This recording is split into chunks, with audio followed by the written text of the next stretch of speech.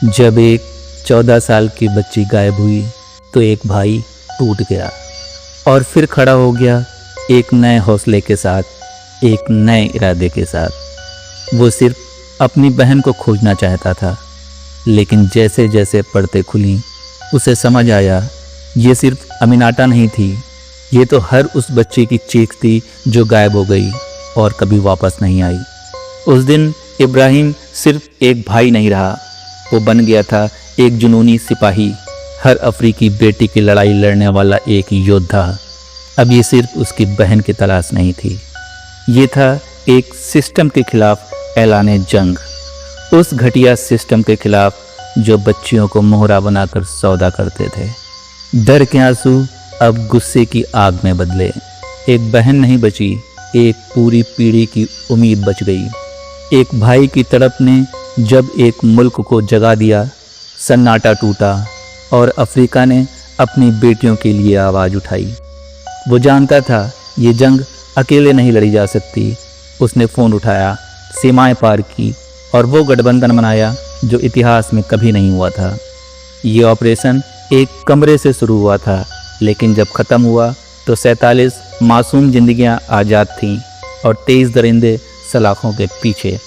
और जब बहन उसकी बाहों में लौटी तो दुनिया को दिखा एक भाई का प्यार, एक नेता की हिम्मत और एक महाद्वीप की ललकार। इस बार खून सिर्फ बदला नहीं था, बल्कि इंसाफ बन गया था, वो इंसाफ जो हर गायब बच्ची को चाहिए था। एक भाई ने पूरी दुनिया को दिखा दिया, जो हाथ उनकी बहन बेटियों को छूने की कोशिश करेंगे, उन हाथों को जवाब देना पड़ेगा। आप देख रहे हैं शैडो टिप्स।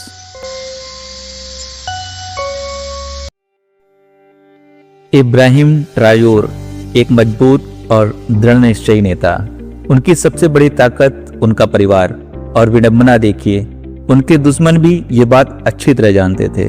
एक दिन उनकी 14 साल की प्यारी बहन अमीनाटा वागाडोगू में स्कूल से लौट रही थी। अचानक उसका अपहरण हो जाता है। अपहरणकर्ता कोई आम अपराधी नहीं थे। उन्होंने बड़ी चालाकी से सुरक्षा कैमरा हैक कर लिए थे, गार्डों को नशा दे दिया था। ये सब इतने पेशेवर तरीके से हुआ कि इब्राहिम तुरंत समझ गए ये सिर्फ अमीनाटा का अपहरण ही नहीं था, ये उनके खिलाफ एक राजनीतिक साजिश थी। अमीनाटा की मां मरियम जब घबराकर इब्राहिम को फोन पर यह खबर देती है तो इब्राहिम का दिल बैठ जाता है। उन्होंने तुरंत इमरजेंसी प्रोटोकॉल शुरू किया। तलाशी के दौरान जो सामने निकल कर आया वो चौंकाने वाला था। स्कूल और अमीनाटा के घर जाने वाले रास्ते के सारे कैमरे एक ही साथ बंद हो गए थे। सुरक्षा प्रमुख मामदू ने अपनी टैबलेट खोली, फुटेज दिखाते हुए कहा, सर ये किसी पेशेवर का काम है। और तो और अमीनाटा के पीछे लगाए गए गार्ड भी नशे में धुत मिले। इब्राहिम समझ गए कि ये सिर्फ उनकी बहन का मामला नहीं है, ये उनके देश और उनकी आज़ादी पर हमला है। शुरुआत के 3 दिन खामोशी में बीत गए। कोई फिरौती की मांग नहीं हुई, मीडिया में कोई खबर लीक नहीं हुई। ऐसा लगा जैसे वो 14 साल की बच्ची धरती से ही गायब हो गई हो। चौथी रात सुबह के करीब 2:30 बजे इब्राहिम के निजी फोन पर एक ब्लॉक नंबर से कॉल आया। सामने से एक फ्रेंच आवाज आई जिसने इब्राहिम को बताया कि उसकी बहन को बचाने के लिए उन्हें अपने देश के सोने की खान के राष्ट्रीयकरण के फरमान और चीन के साथ यूरेनियम डील को रद्द करना होगा।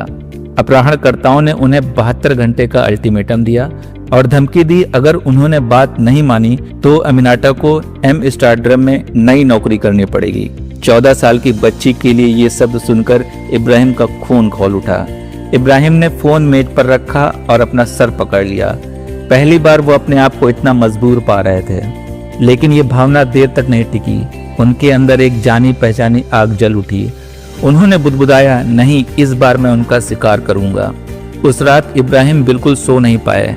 उन्होंने अपने सबसे भरोसेमंद टीम को बुलाया, सुरक्षा प्रमुख मामदू, खुफिया प्रमुख कोनाटे और सबसे खास उनकी साइबर युद्ध विशेषज्ञ सारा कमारा। इब्राहिम ने दृढ़ता से कहा, ये सोचते हैं कि हमारी कमजोरी मेरा परिवार है, लेकिन वो गलत हैं। मेरे परिवार के बच्चे पर हमला करके उन्होंने अफ्रीका के सभी बच्चों पर हमला किया है। यह उनकी सबसे बड़ी गलती होगी।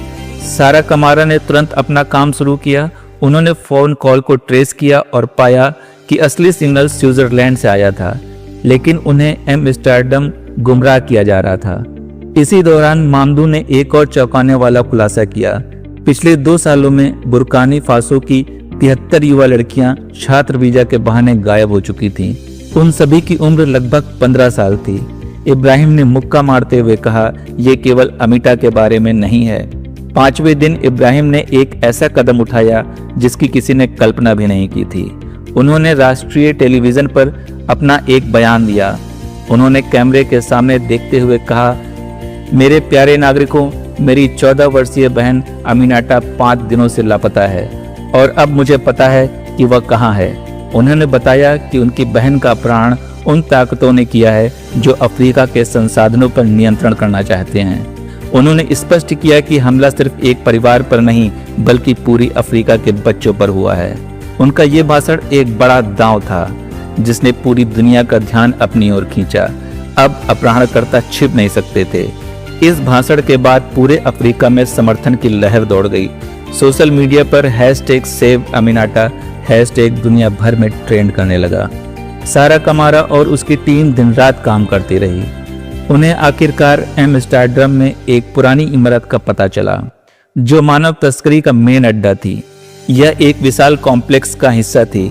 इब्राहिम ने गहरी सांस ली। हम सिर्फ अपनी बहन को नहीं बल्कि सभी लड़कियों को बचाएंगे। उस शाम इब्राहिम ने कई चौंकाने वाले फोन कॉल किए। उन्होंने घाना के राष्ट्रपति अकुफो आडो, माली और सेनेगल के नेता से बातचीत की। सभी से मदद मांगी। सभी ने मदद का हाथ बढ़ाया क्योंकि ये अब सिर्फ बुर्किना फासो की ही नहीं पूरे अफ्रीका की बेटियों की लड़ाई थी। एम्स्टर्डम में ऑपरेशन छठी रात को शुरू हुआ। ये किसी हॉलीवुड की फिल्म जैसा नहीं था बल्कि एक सावधानी पूर्वक नियोजित खुफिया ऑपरेशन था। 4 अफ्रीकी देशों के 18 विशेष बल के सैनिक पर्यटकों को रूप में एम्स्टर्डम पहुंचे थे। सारा कमारा की साइबर टीम ने सुरक्षा सिस्टम को निष्क्रिय कर दिया था। ऑपरेशन सुबह 3:20 पर शुरू हुआ था। इब्राहिम ट्रायोरे वागाडुगू में एक सुरक्षित लाइन पर ऑपरेशन सुन रहे थे। उनका दिल तेजी से धड़क रहा था। टीमों ने इमारत में प्रवेश किया। वीडियो पर आवाज आई, अल्फा टीम पहली मंजिल साफ, 12 लड़कियां मिली। ब्रेवो टीम बेसमेंट में 8 और लड़कियां मिली। और फिर चार्ली टीम की आवाज आई, अमीटा मिल गई, स्वस्थ है। इब्राहिम की आंखों में आंसू आ गए। ऑपरेशन में 47 युवा लड़कियों को बचाया गया। 23 मानव तस्कर को पकड़ा गया और सारा कमारा द्वारा प्राप्त दस्तावेजों ने इस ऑपरेशन के पीछे वास्तविक ताकतों का खुलासा किया। इब्राहिम ट्रायोरे हवाई अड्डे पर अमीटा से मिले। 14 साल की वो लड़की अपने भाई की बाहों में सिसक रही थी। अमीटा ने फुसफुसाते हुए कहा, मैं डर गई थी बड़े भाई, लेकिन मुझे पता था कि आप आएंगे। इब्राहिम ने कहा, मैं तुम्हें फिर कभी अकेले नहीं छोड़ूंगा। ये सिर्फ एक निजी मिलन नहीं था, विश्व मीडिया सब कुछ देख रहा था।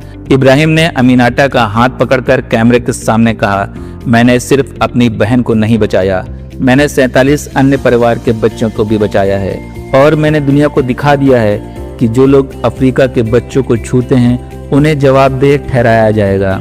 उन्होंने उन दस्तावेजों को दिखाते हुए कहा, ये दस्तावेज बताते हैं कि सिस्टम कैसे काम करता है, कौन सी कंपनियां फील्डिंग करती हैं, कौन से बैंक पैसे फंडिंग करते हैं, कौन से नेटवर्क सुरक्षा देते हैं। इस ऑपरेशन के बाद यूरोप में एक बड़ा घोटाला हुआ।